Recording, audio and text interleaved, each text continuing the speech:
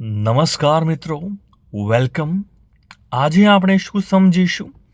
Today you will be able to introduce yourself confidently in English. તમારી જાતને ઇંગ્લિશમાં confidently આત્મવિશ્વાસથી introduction આપતા હું સમજાવીશ. ને વિડીયો પૂરો થાય ત્યાં સુધીમાં by the end you will say your own introduction.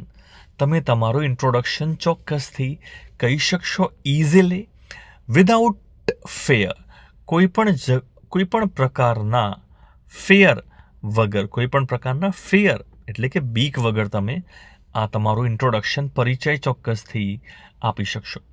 તો આજનો આપણો ટાર્ગેટ શું છે મિત્રો? ટાર્ગેટ છે આપણો આજનો, અહીંયા બોક્સ કરી લઈએ એક આપણે. તો today's target is 1 minute. Yes, in this lesson આપણે આજે we will learn 5 simple English sentences to introduce yourself. તમારી જાતનું ઇન્ટ્રોડક્શન પોતાનું આપવા માટે. we practice together, સાથે પ્રેક્ટિસ કરીશું. નો બોરિંગ ગ્રામર, કોઈ બોરિંગ ગ્રામર નહીં, આપણે વધારે માથાબચ્ચી નહીં કરીએ, માથું નહીં દુખાડીએ તમારું. પ્યોર સ્પોકન ઇંગ્લિશ આપણે રાખવાનો ટ્રાય કરીશું બને એટલું. તો સૌથી પહેલું જે વાક્ય છે આપણે હવે સમજીશું. તો એક બોક્સ બનાવી દઈએ છીએ આપણે. યસ, જોઈ શકો છો બોક્સ બની ગયું છે.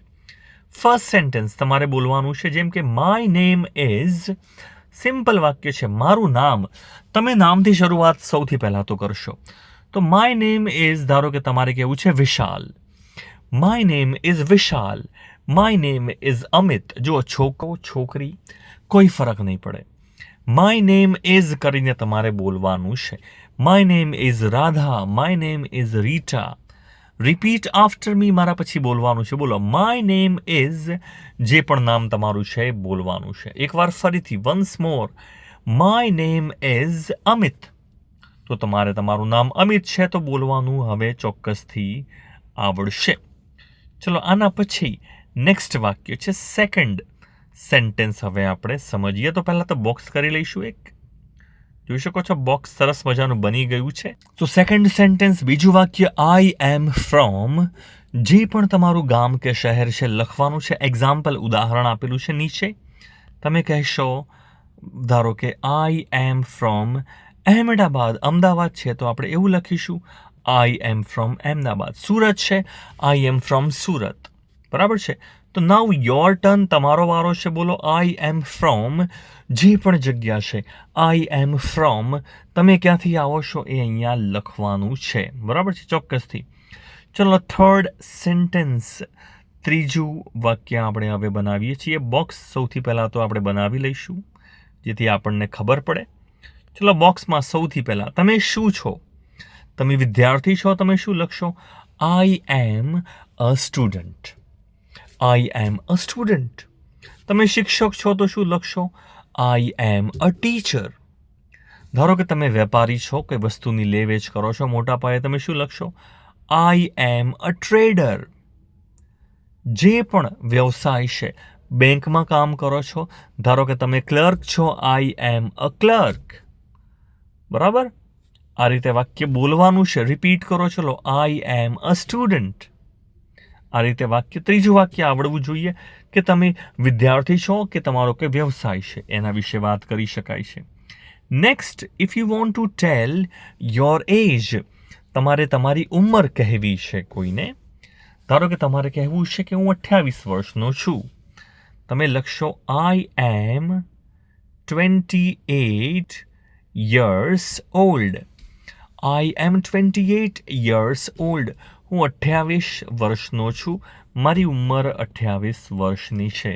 આવું વાક્ય બનશે. વર્ષ તમે બદલી શકો, 28, 30, 45, જે લખવું હોય અહીંયા લખાશે. બરાબર છે. રિપીટ કરવાનું છે, આઈ એમ 28 years old. આ રીતે તમે તમારી ઉંમરની માહિતી કોઈને આપી શકો છો. ચલો, નેક્સ્ટ ચોથું બોક્સ હવે આપણે બનાવીએ છીએ મિત્રો. ફોર્થ સેન્ટેન્સ, ચોથું વાક્ય છે, તમે કોની સાથે રહો છો? એકલા રહો છો? પરિવાર સાથે રહો છો? એની માહિતી આપવાની છે. ફોર્થ સેન્ટેન્સમાં, આઈ લીવ, હું રહું છું, કોની સાથે? I live. હવે તમારે બોલવાનું છે with my family. I live with my family. હું મારા પરિવાર સાથે રહું છું. રિપીટ કરો. ચલો, આઈ લીવ વિથ માય ફેમિલી. હવે તમારામાંથી કોઈ એમ કે ના સાહેબ હું તો એકલો રહું છું, તો તમે બોલશો I live alone. I live alone. હું એકલો રહું છું. I leave alone. કોઈ એવું કહેતું હોય કે સર હું હોસ્ટેલમાં રહું છું, બધા મિત્રો જોડે રહું છું. I live in a hostel. આવું બોલાશે. I live in a hostel. I live in a hostel. તમારે જે પણ લાગુ પડતું હોય એ બોલવાનું છે ત્રણેય વાક્યોમાંથી, બરાબર છે? ખાસ પરિવાર સાથે રહેતા હોય તો તમે કહેશો આઈ લીવ વિથ માય ફેમિલી. એકલા રહો છો તો આઈ લીવ અલોન. હોસ્ટેલમાં રહેતા હોય તો આઈ લીવ ઇન અ હોસ્ટેલ. આ રીતના વાક્યો બનશે. પ્રેક્ટિસ જોડે જેટલી કરશો એટલું વધારે બોલતા ફાવશે. છેલ્લે આપણે વાતચીત પણ સમજીશું. 5th સેન્ટેન્સ, 5મું વાક્ય પ્રેક્ટિસ કરી લઈએ. હવે કોઈની જોડે વાતચીત કરી હવે છૂટા પડવું છે આપણે. ધારો કે 5-10 મિનિટ વાત કરી, તમે કહો છો કે તમને મળીને મજા આવી. યાર મજાના માણસ. સો નાઇસ ટુ, તમે શું લખશો? અહીંયા લખશો nice to meet you. Nice to meet you. તમને મળીને આનંદ થયો. Nice to meet you. Repeat કરવાનું છે મારી સાથે, બોલો nice to meet you. Now let's practice a conversation. ચલો હવે આપણે કોન્વર્ઝેશન એટલે કે વાતચીતની પ્રેક્ટિસ કરી લઈએ. તો સૌથી પહેલાં આપણે વાક્યો વાંચી લઈશું. બે વ્યક્તિ છે, એક છે એ અને એક છે બી. સૌથી પહેલાં એનું વાક્ય તમારે વાંચવાનું છે, બરાબર છે? જુઓ, ગુજરાતી હું નથી કરતો, તમને જાતે આવડી જશે. Hello, my name is Rahul. બરાબર છે? ચલો, બી તરીકે તમારે વાંચવાનું છે. એકવાર વાંચો પછી હું તમને સંભળાવું છું. ચલો, બી તરીકે વાંચી લો. હવે હું તમને વાંચીને સંભળાવું છું. Hi Rahul, my name is Meena. Nice to meet you.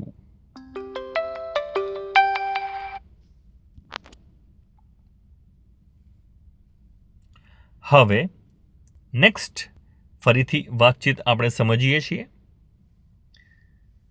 એ વ્યક્તિ શું કહે છે ફરીથી? Where are you from?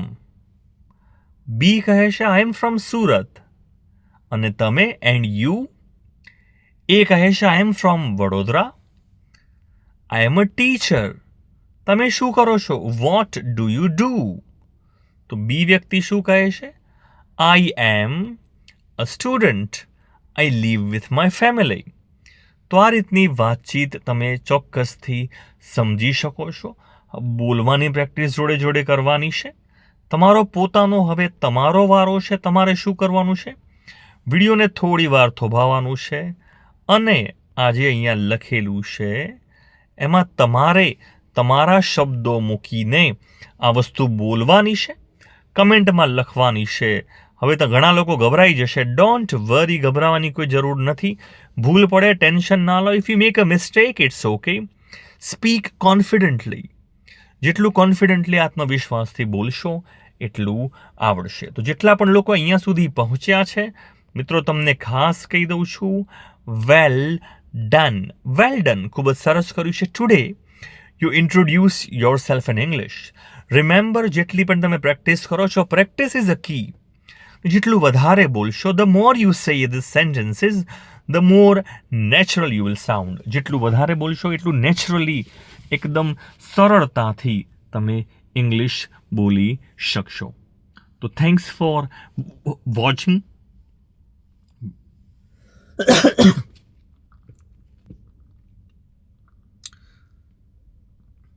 તો કમેન્ટમાં ચોક્કસથી જણાવશો તમને તમારું ઇન્ટ્રોડક્શન આપતા આવડ્યું કે નહીં. Thanks for watching.